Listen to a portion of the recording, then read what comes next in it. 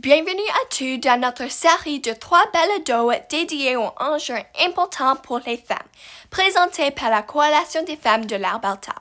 Je m'appelle Anya et aujourd'hui, je présente avec Nia, Talal et Eddie. Nous sommes des étudiants du Faculté Saint-Jean de l'Université de l'Alberta. Et on a pour but d'explorer les différents aspects de la violence contre les femmes. Ce sujet est essentiel pour nous tous, car bien comprendre les différentes formes de violence est la première étape pour pouvoir y faire face et y mettre fin. Pour commencer, le premier épisode de Balado est comment comprendre et gérer les différents aspects de la violence, ce qui est divisé en 3 segments différents. Dans le premier segment, nous commençons par présenter plus sur la Journée internationale pour l'élimination de la violence à l'égard des femmes, ensuite les différents types de violence. Alors, c'est quoi la Journée internationale pour l'élimination de la violence à l'égard des femmes?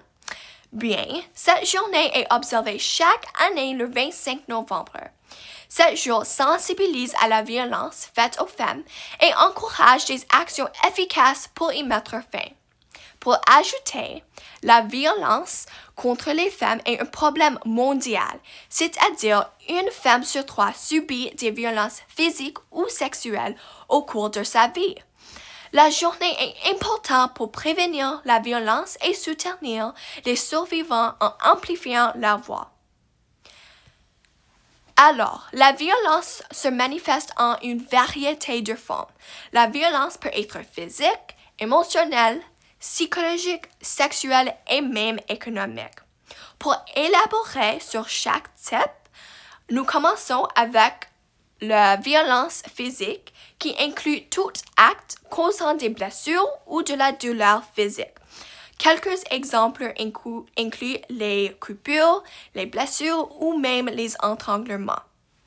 La violence émotionnelle et psychologique est un type de violence qui vise à diminuer l'estime de soi de la victime par des insultes, des menaces ou de la manipulation. Cela peut inclure des insultes, du contrôle excessif ou des comportements d'humiliation. Ensuite, nous avons la violence sexuelle qui est toute forme de pression, d'abus ou d'agression sans consentement. Et finalement, la violence économique. C'est une forme moins connue, mais qui peut être tout aussi dommageable. Elle inclut la contrainte financière ou l'interdiction d'accès aux ressources financières. Prenons maintenant un exemple. Alors, une personne peut subir des abus psychologiques à la maison avec des mots blessants qui minent sa confiance ou dans son travail, où elle pourra aussi être confrontée à du harcèlement, une autre forme de violence qui laisse des traces psychologiques profondes. Nous sommes maintenant passés dans le segment 2 qui montre comment identifier la violence en regardant pour une variété de signes et symptômes. C'est-à-dire, il est parfois difficile d'identifier une situation de violence car beaucoup de victimes ne réalisent pas immédiatement ce qu'elles vivent. Voici des signes communs à surveiller. Alors, le premier signe, c'est le changement soudain de comportement.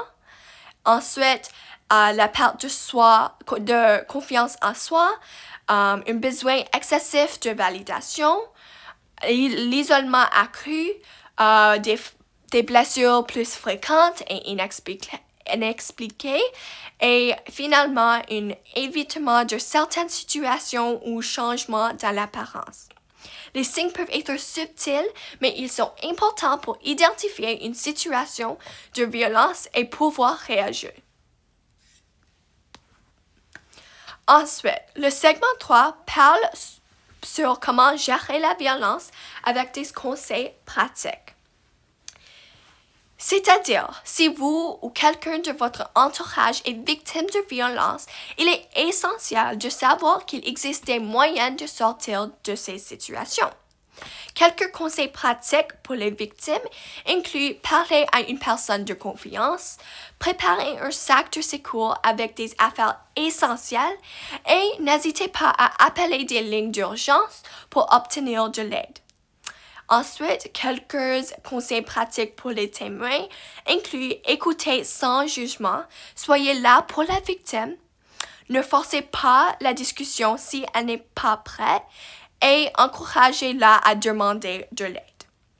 Rappelez-vous, le soutien psychologique est fondamental pour reconstruire la confiance en soi et il existe des refuges et des services juridiques pour offrir un abri et des moyens concrets de se reconstruire. Merci d'avoir écouté cet épisode. Ensemble, nous pouvons briser le silence et créer un avenir juste et sécuritaire pour tous.